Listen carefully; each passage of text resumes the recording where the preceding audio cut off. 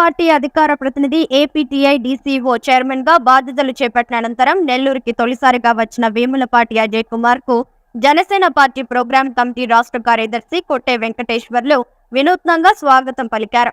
15వ division booth incharge Janasena కార్యకర్త వంశీకి 10,000 రూపాయల నగదు, 4,000 రూపాయల నిత్యావసరాలను కొట్టే వెంకటేశ్వర్లు అందజేశారు. అనారోగ్యంతో ఆర్థిక ఇబ్బందులు పడుతున్న 11వ డివిజన్ బూత్ ఇన్ఛార్జ్ జనసేన కార్యకర్త కృష్ణకి 6,000 రూపాయల ఆర్థిక సాయం అందించారు. ఈ సందర్భంగా కొట్టే వెంకటేశ్వర్లను వేములపాటి అజయ్ కుమార్ అభినందించారు.